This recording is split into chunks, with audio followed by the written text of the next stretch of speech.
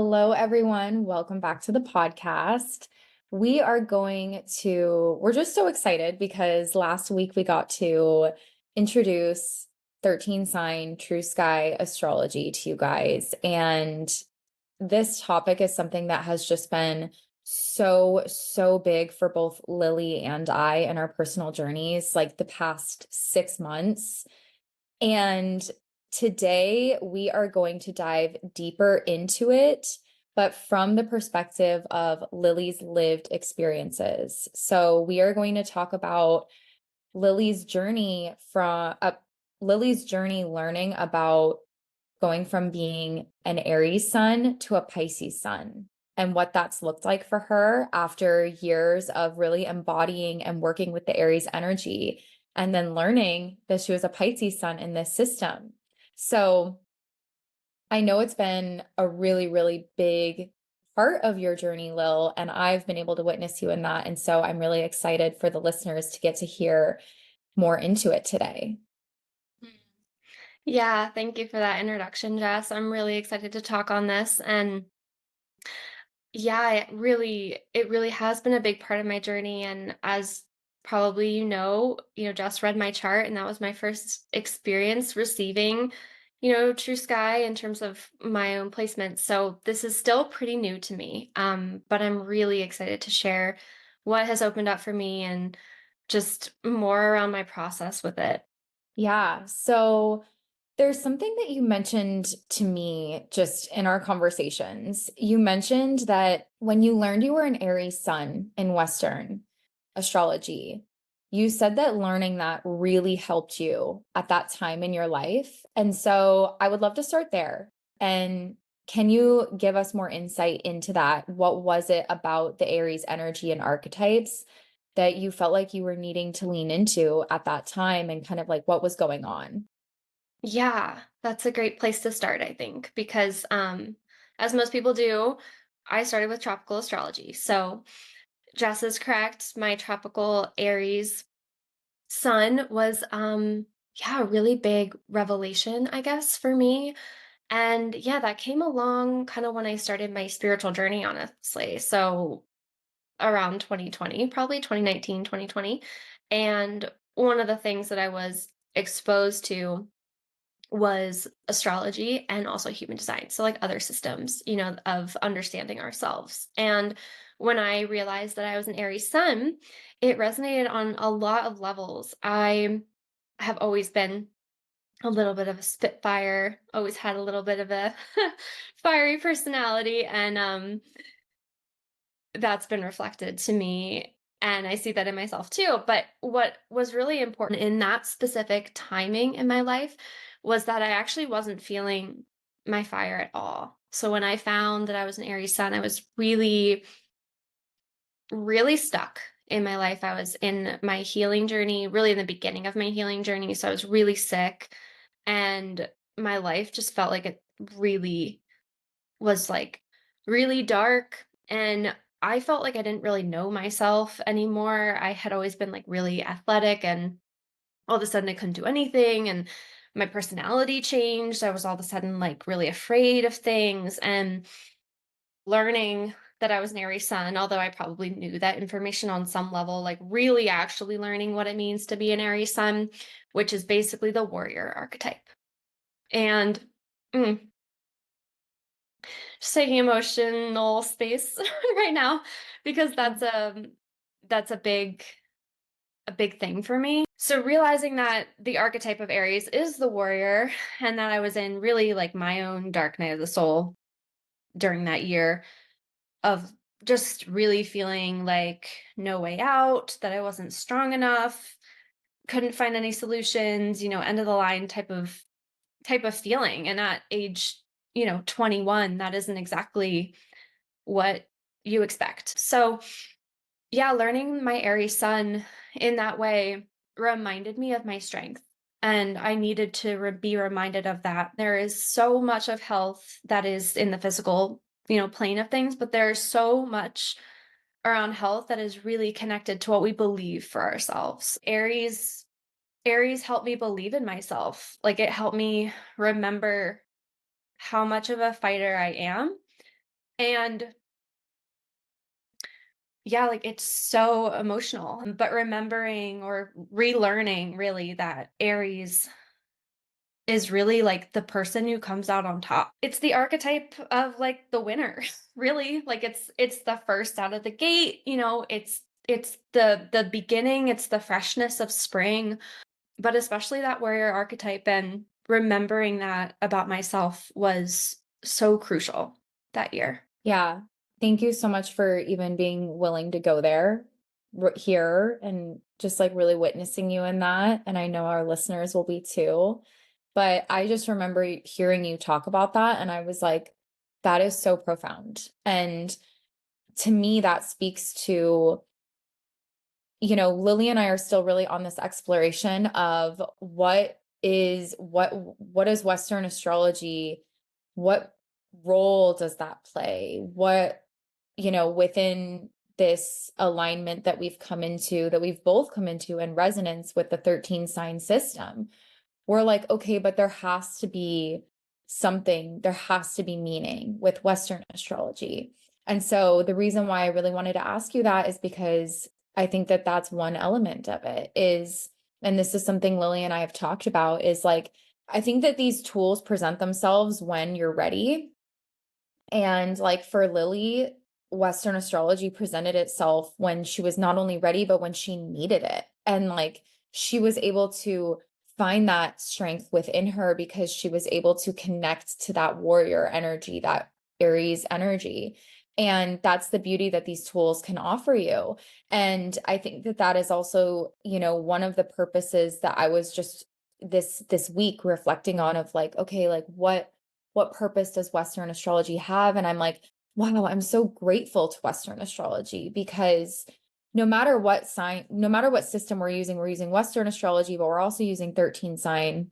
The signs, the energy of all of the different zodiac signs are still the same, right?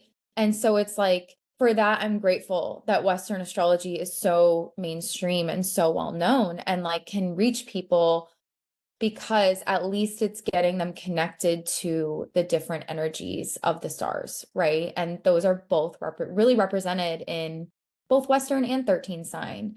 And so that's a piece that, yeah, Lily and I are still really exploring this, but I just think that that's a really beautiful piece. And we've talked about Western almost being like a doorway into it. And then maybe 13 sign is just a level deeper. And that's what we're going to kind of get into more today. So, being that you were embodying that Aries energy, and I know that this was something when we met, like you really aligned with that Aries energy. But then what was your experience? How did it feel for you, like when you learned about being a Pisces sun? I was so nervous for you to tell me what my sign was because I was like, oh, I hope it's not something like dumb. I know it sounds so silly because like all the archetypes are great, but I definitely have my personal favorites. Okay, I'm not gonna lie. And so probably that doesn't make me a great astrologer. So we'll just leave that part to Jess. Pisces was the farthest thing off my radar, but it wasn't one of those that I was hoping I wasn't. I didn't even give Pisces a thought, to be honest, because Pisces has always been an energy for me. And I've actually talked to one of my friends about this before. It's like every time that Pisces season has come around, I've always kind of felt like lost in the sauce. I'm like, this is like out of my element. Like I'm really in the depths here. Like it always kind of affected me a lot. I always felt like Pisces was a little bit hard to grasp, kind of ungrounding for me. But I also don't have like really any Pisces at all in my Western chart.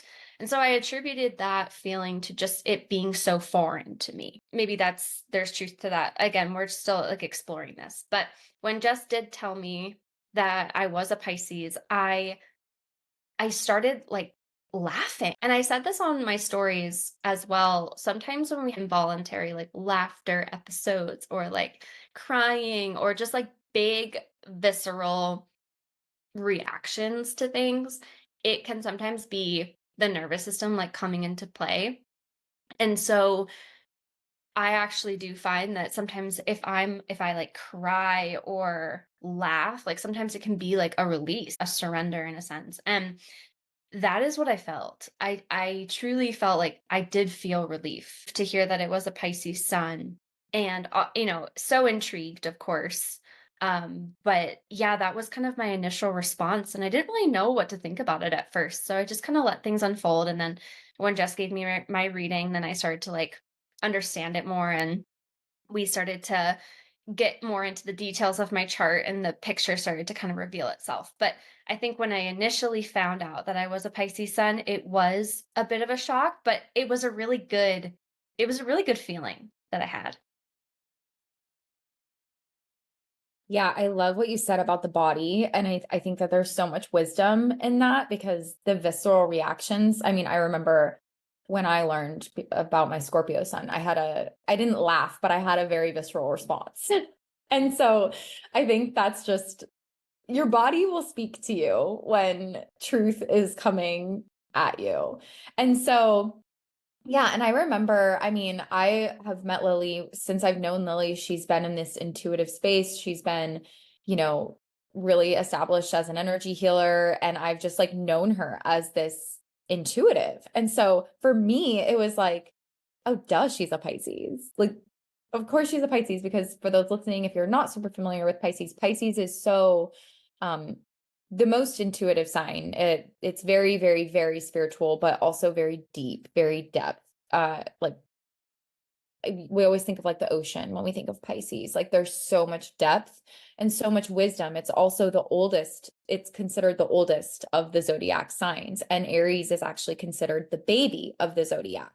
And so that is what is so fascinating too, moving from that Aries archetype to Pisces, where you're in the baby zodiac is what you were in. And then you go from that to like most embodied grandmother wisdom of Pisces. And so what has that like, have you contemplated anything around that? Yeah, because it's kind of like exactly, like it's like the beginning and the end idea. And being both of those things at once. And yeah, I feel as though there is a lot there for me. That's not something that I've gone into much in my contemplation. There is definitely I see parts of myself that kind of go into both of those archetypes of like the innocence of like the freshness of something new, but also the more like embodied wisdom of Pisces. I think that my life has kind of pushed me into that in many ways. I think that that's something that I think is going to be more coming to the forefront. I think this kind of like it's a circle, like this like cyclical experience for me. So I do get a lot of wheels and cycle kind of imagery for me personally. And so I wonder if that has something to do with those two archetypes kind of working together. Yeah, I know that circles have been coming in a lot for you. That is like so interesting. Do you feel, I mean, like, what would you say? Because I know you've had some experiences too, where, you're like almost like you've shed the Aries and you're stepping into the Pisces. Like, can you bring us into some of those experiences? Yes, I can. That's been a very palpable experience. I don't know, I'm a 90s baby. I think most people probably listening to this podcast are 90s babies, but Hilary Duff, her song Come Clean has been my anthem, apparently, since this kind of experience. And really, in the last month, that I've been kind of moving through this in an even deeper way. And the song talks about, yeah, shedding. It talks about shedding colors, specifically like shedding every color. And I have been feeling into colors actually for myself, and what's resonant and what do I like wearing and what do I like to express as in terms of like the colors that I wear. I have felt very intuitively that this movement for me into Pisces embodiment is crucial, and there's a couple of reasons why. Number one is releasing the warrior archetype and allowing that to be complete for me in this life. My previous kind of before now in the last 26 years or something like that has been very much about the warrior archetype, like overcoming, pushing through, and allowing myself really very minimal nourishment in a lot of different ways. And not to say that that was like this intentional thing that I was like sabotaging myself all the time or or anything like that. It was just more so what I was used to and what I always did. I was very much embodied in this warrior archetype. It was kind of the foundation of my experience, like as a human on this planet walking around. I think that it also kind of shut down my emotional expression. And I think that this can happen in certain ways that don't always seem like to the outside eye that that's like happening in my experience, but it kind of was really. The most crucial part of this whole conversation is really my health journey. And I think my health journey initiated the closure of this warrior archetype for me and stepping into something new after that. And so kind of once I realized what was happening, realized that I was a Pisces sun, and then things kind of progressed, and I started to realize that this transition was happening on a lot of different levels, then I could kind of get on board with it and allow it to really unfold. And I just had this desire to like take off my red headband right now.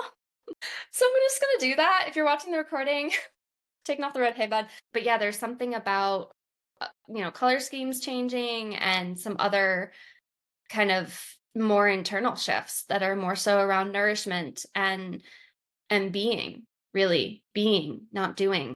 There have definitely been a couple of initiation kind of experiences that I've been like, wow, okay. One of them being I have a little tradition that I do where every single year for my birthday, I get myself a goddess. And the last goddess that I got for my 27th year, she was split down the middle.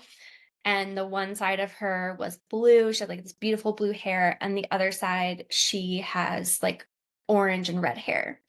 And I had no idea why I was drawn to it. And then Jess told me about my chart, and I had like a clicking moment of, oh, these are two sides of me. And although it is about releasing the Aries in many ways, it's also about integration between the two. And so that's something that I've realized. And another reason why I haven't really totally let go of tropical, because I think that, as Jess was saying, it has served. And I feel that so deeply, and if you're listening, like I hope this comes through because it has served. I needed that deeply. And I truly don't think that this transition could have happened if I hadn't really embraced all that Aries had to teach me. Wow. That was just, I love that. First of all, I love that you just took off your headband. She's shedding the old skin.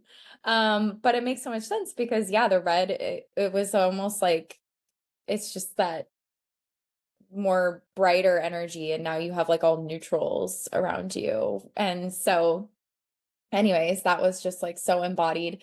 But then the goddess, oh my goodness.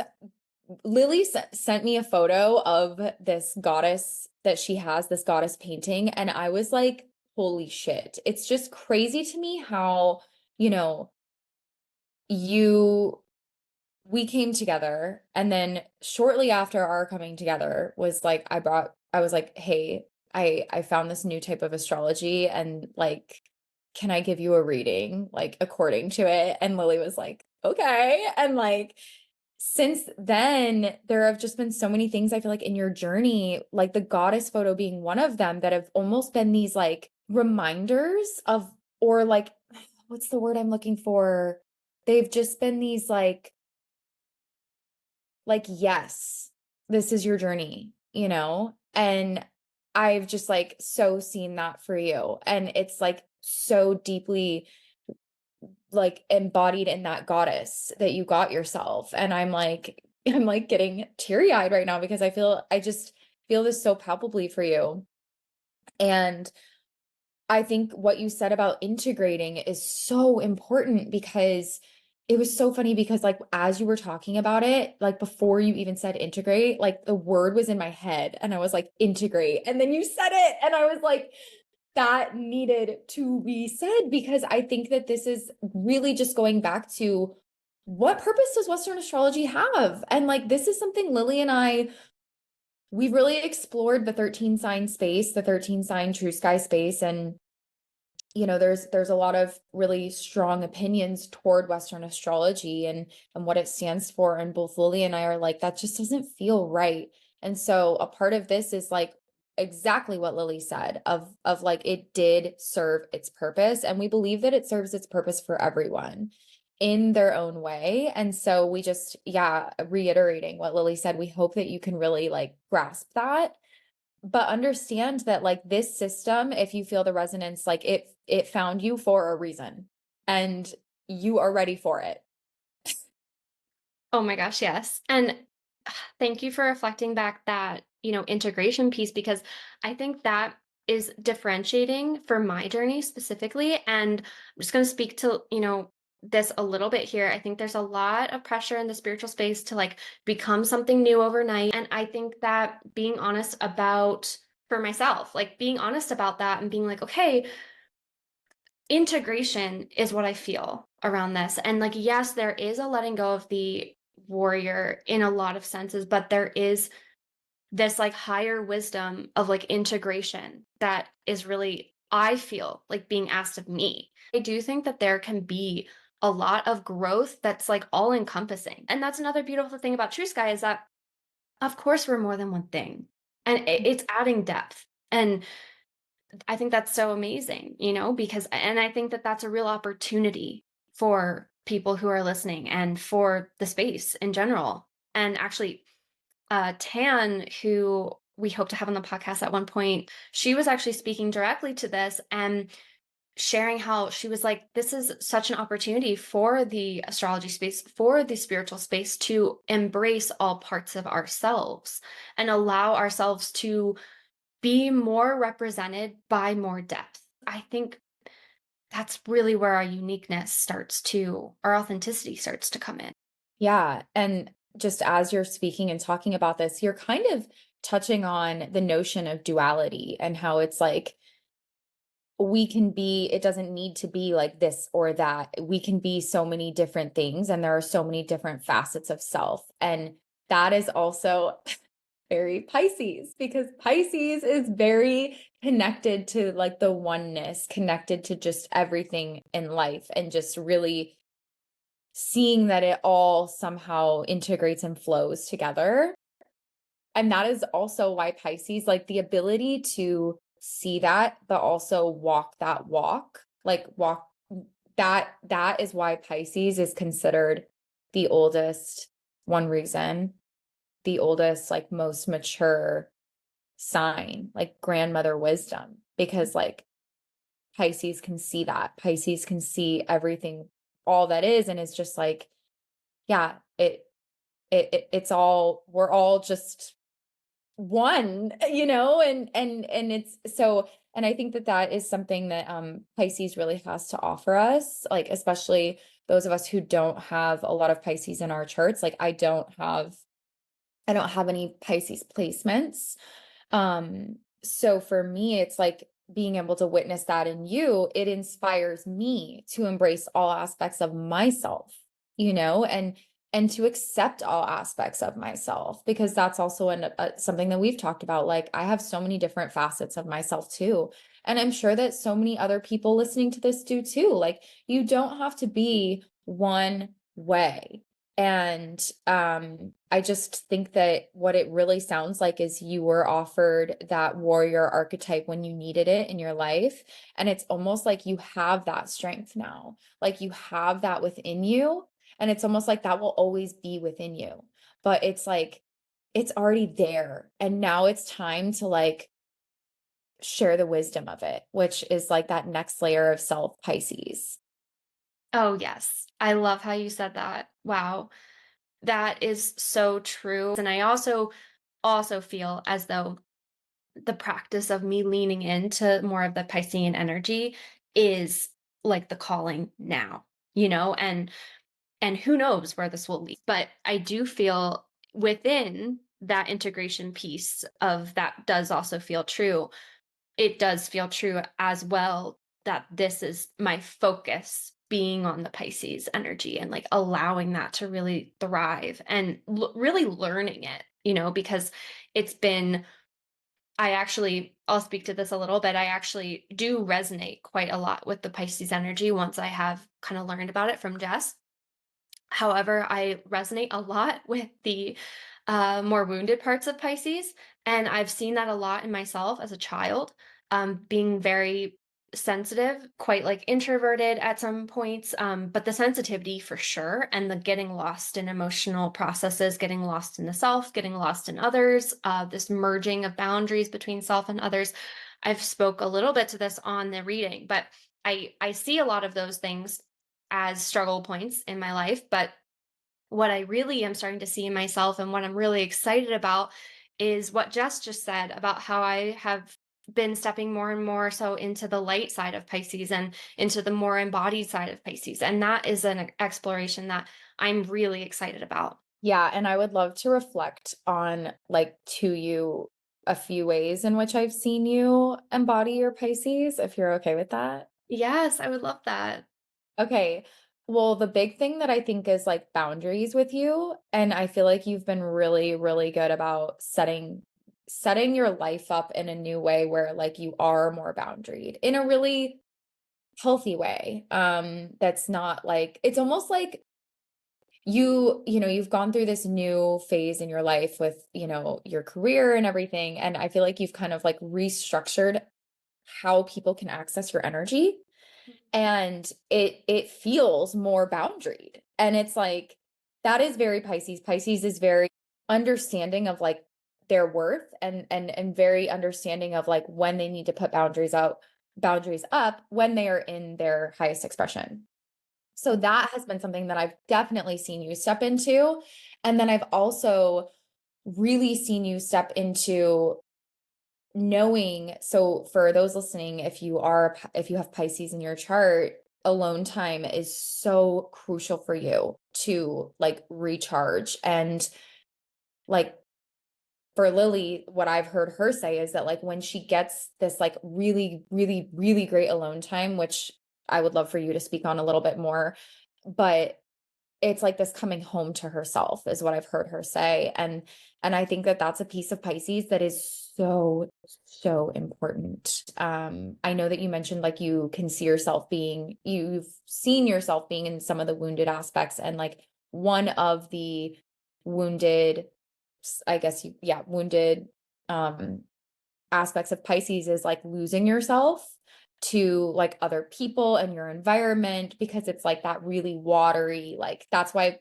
Pisces in her highest expression is very boundaried, because like she's water, like she flows, she's malleable, like she can really just like get in places, and like her energy can really be felt. And so I think that that's something that has been very, I've noticed you become more aware of that, and have these like solo retreats for yourself, which people heard about in the Arizona episode. And then how you've just twice I've heard you say, oh my gosh, it's just like this coming home to myself. So I would love to, if you have anything that you want to say around that. Oh, yes. You've hit on exactly the thing that I know is my biggest expansion point right now. This is the thing that I am healing, we could say, moving through. Yes, having the alone time, I've realized how crucial it is to my energy. And there is this coming home process of like, oh, there she is. Oh, wow. I thought totally lost touch. And then 24 hours later, it's like, oh, I can feel my inner light. Okay, we're good. However, there is something to this needing to be separate to find that and then losing it again when I'm in connection. There is something like chaotic about that process. And so what I'm really leaning into and finding for myself here is, how do I maintain that inner light, those boundaries, we could say, just my energy when with people as well? Because I think that that has always been my challenge. And although having that alone space is always going to be something that I need on some level, I also want to create more of an integrated life where I feel like I don't need to escape always to find myself. And so there is this like, I'm sure you can feel it in the energy of what I'm saying, but there is this like retreating, coming back, being okay, like like it's something that I feel like I'm stepping up to in terms of how my energy operates and how can I bring my inner light fully to the table even with other people.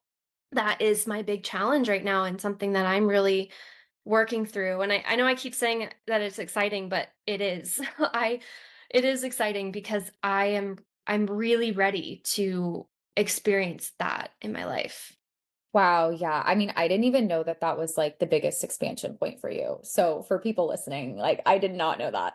I just had heard her reflect that and it felt important to bring up. But I think that this is so interesting to me because like obviously you are a Pisces, you're embodying that energy. So it's very interesting for me to like be seeing you in this and like learning more about it from a lived experience because another wounded aspect of Pisces is escapism. And so it's really interesting that you said that word. Like you were like, I'm trying to find balance of where I don't need to escape to find myself. And for those listening, yeah, that was like, ooh, big. And for those listening, I even know Pisces, like I know a few Pisces that have not Lily, that have turned to substances for means of escaping because a lot of it is because like Pisces can feel so deeply and like it can be too much.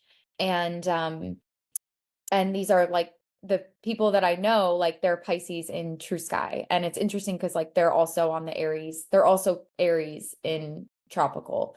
So it's actually really interesting. A lot of people, not everyone, but a lot of people that are Aries in tropical are Pisces in TrueSky. But that escapism piece is really big for Pisces when they feel like so disconnected from themselves. There is that desire to escape, whatever that looks like, which can unfortunately go into substances or like alcohol, like alcohol, stuff like that.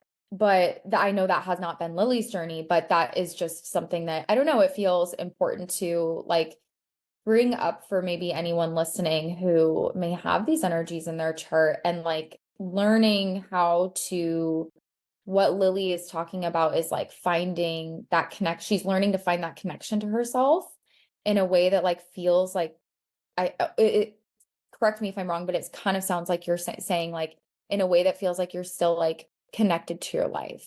Hmm.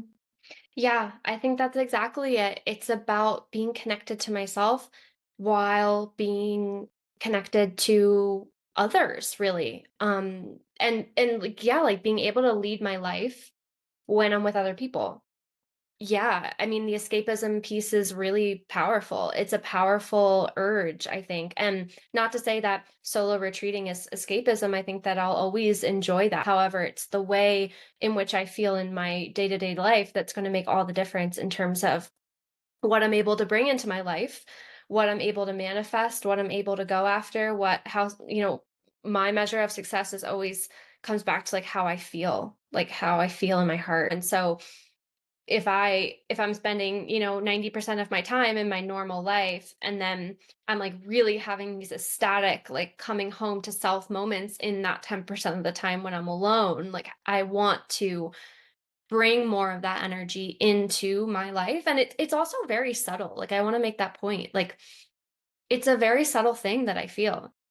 And this feels pretty vulnerable to share, but it is a very subtle experience of just slightly losing touch with me, but it is very, very significant because it influences everything else. You know, it influences my relationships, it influences how I feel in them. And so I'm so glad that you brought to the table here as a discussion point, because yeah, this is the next kind of embodiment for me, next level. And it's also something that is, I'm sure you're able to relate to if you do have Pisces placements. And yeah, like Jess said, escapism can look many different ways. And there can be many different ways that we do those kind of, the self-abandonment, escapism, self-sabotage, all of those things are kind of interrelated. And so that's definitely an avenue of growth for Pisces from my experience. Yeah, thank you so much for sharing into all of that too.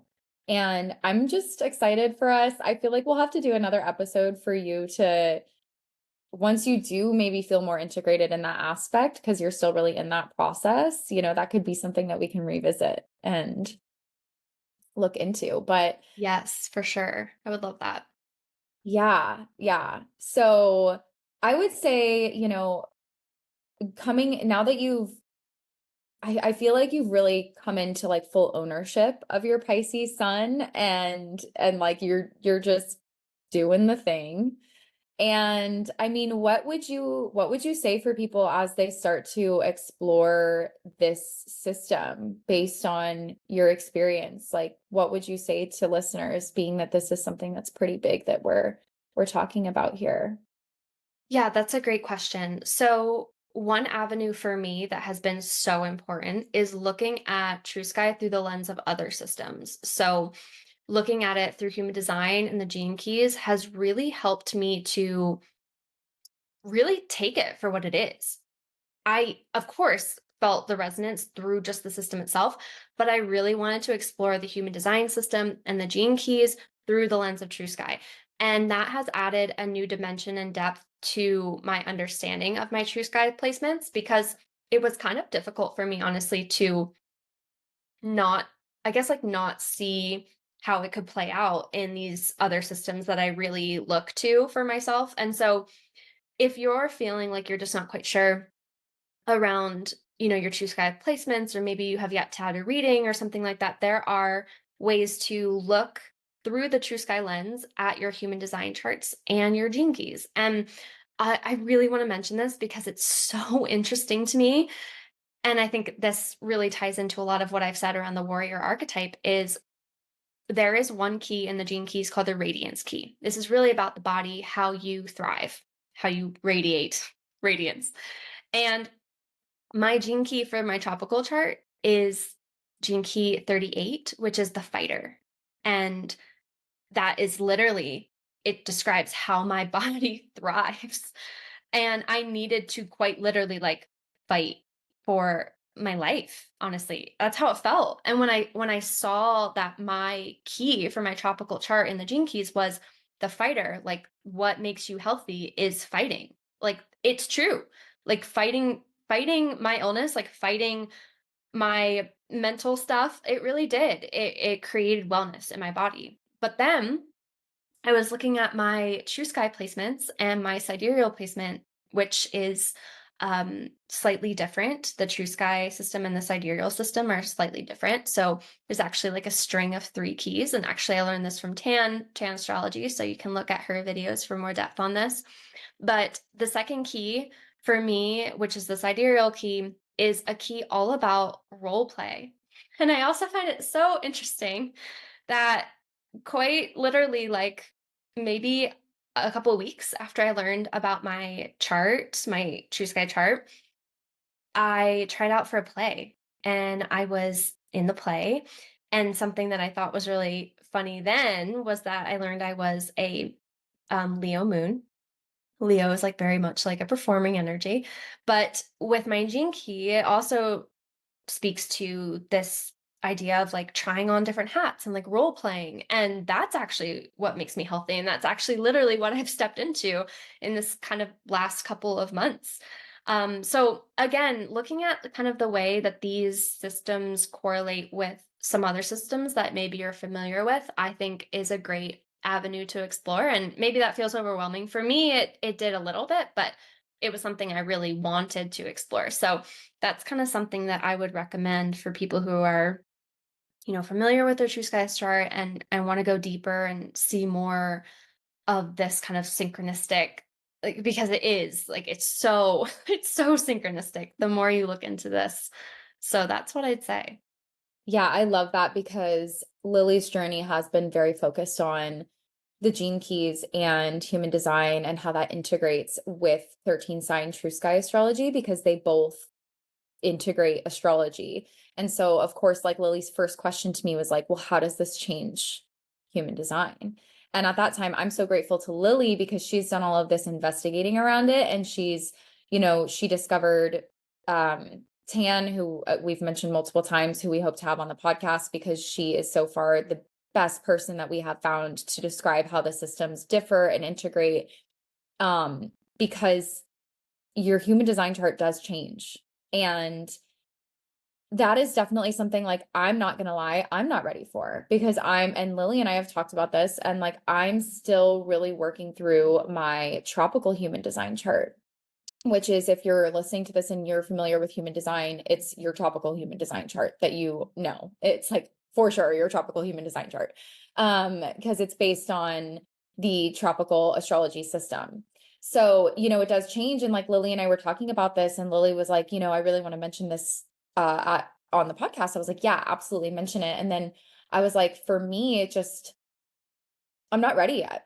I'm just not ready yet. And I think that that's something to like really be okay with in this process you come into, as you come into this system.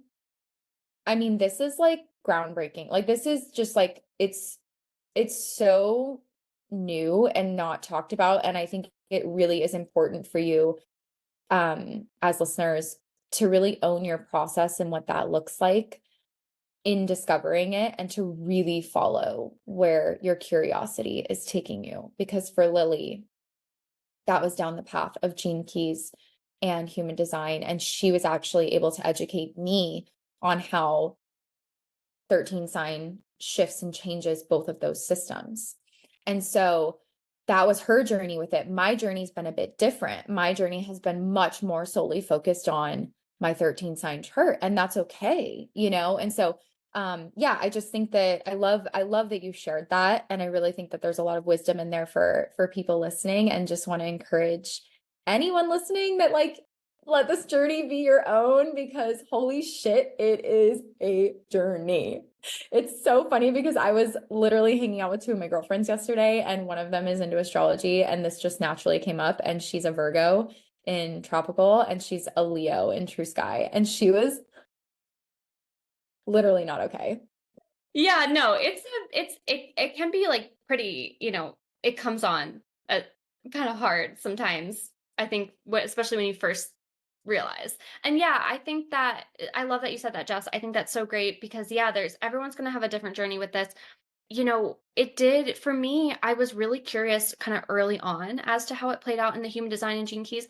Yeah, but for other people, it might just totally be enough to just be with your astrology chart. I think it all comes down to what you really need at the time and also what you are being asked to embody, and if that comes down to looking more in depth like I have, great. And if not, that's also great. There's no timeline either. Like there's never a time to be like, okay, now I have to move on to this time, just to this exploration. It's all supposed to be a exploration intuitive process, and I think taking that away from it would be really stifling of your own kind of creativity in the experience. So totally agree with that, Jess. And I think that that is definitely a great point to bring up with listeners and just with this community in general, because it really just comes down to following your interests, really following your intuition, but also just like following your interests. And it's, I have to mention this, but my human design chart, so it changes in the sidereal system and it changes to a 1-3. And a 1-3 is quite investigative. Okay, wait. I was Yeah. really, when I used that word, when I was like, yeah, Lily investigated all of this stuff, I was like, oh my God, I can't believe she's not a 1-3 in the way that she like did that. Yes. So I am a 1-3. So for those listening, I'm a 3-5 in tropical. human design. And then I'm a 1-3 in sidereal human design. And so there I still have the 3 in there, but it's slightly different. So in terms of the energy of the profile, it does change. And not everyone's profile changes. I don't think I honestly don't know all of the changes that happen, but the reason I really wanted to bring this up is because I want to be transparent with you guys, and we do as a group, Jess and I. We want to share what we know. We don't want to be pigeonholed in our viewpoint, and we really just want to embrace that. Yeah, people are probably going to have questions about, okay, well, how does this relate to human design, and like what happens when you apply this to other systems, and maybe that's down the road for you, or maybe you're interested in that right away. The timing is kind of irrelevant, but we want to make sure that you know that we have thought of this and we have looked into this, and there is stuff out there about it, even though this is a pretty new system. And so, yeah, it's just to share that we are still in this exploratory phase, but there is definitely a lot out there in terms of how you can start to incorporate this system into other systems that you maybe have been following for years. So, just so you guys know, we're not going to go too in depth in terms of how to do that or the specifics of that, but just wanted to mention that here for anyone who was curious. Yeah, definitely. Definitely. Well, I mean, I feel like we could talk about this for so long, but as we're wrapping up on time, is there anything else that you feel wants to be shared, wants to be known around this transition from it being an Aries sun, embodying an Aries sun, to stepping into embodiment of your Pisces sun? I don't think so. I think that for me, this is exciting. And I just want to bring it back to that. Like this is fun. I mean, don't get me wrong, I've been definitely challenged and tested for sure. And there have been different parts of this initiatory process that have felt, yeah, maybe a little bit intimidating, I guess. But overall, it has felt like it's propelling me forward. And that to me feels really good. And I think I think I was a little emotional, to be honest, around the transition because it did feel so important and true. And it's also being reflected in my business, which is kind of like a whole nother topic. But my business has kind of become an avenue of that change as well. And so it's kind of touching all parts of my life. But I also just want to share that it's not, I don't know, that there's not like this like harshness to it for me. And I I am embracing just the being of it, and just like the softness of that, and not putting too much pressure on myself to be any kind of way. This unfolding started to happen for me. This wasn't something that I was like, okay, I'm looking at these charts. I bet it's time to, you know, start doing something new. That this started to unfold for me. And through many different weavings of the universe coming into my life. And as we've said multiple times on this podcast, it might be different for you. But for me, this transition from the warrior to this embodied water sign definitely feels like a junction, and also something that really needed to happen for my body, Mm. for my body to be fully healthy, relaxed, like softening into this new form of emotional and nervous system embodiment stability. And so it's fun. And so I want to leave it with that. There's no pressure. This is just how the universe is working with me right now. And so thank you for listening. Oh, I love that. We'll leave it there. The last thing that I will say is that no matter what system you're using, try not, just as Lily said, the no pressure, try not to force yourself to be some type of way according to your sign. That is not what this is about. And that is not how Lily and I like to use astrology. We full on admit when certain aspects of our signs don't resonate with us. And so we will talk about that. But just leaving this here, thank you so much, Lil, for just opening up about this. I know this has been such a deeply personal, transformative journey for you. So thank you for letting me see into you in this way. Thank you for letting our listeners see into you in this way. And listeners, if you guys have any questions for either of us, let us know. You can reach us on Instagram. You can email us. And don't forget to subscribe to the show so you can be in the know when we release new episodes. So we will see you guys next time.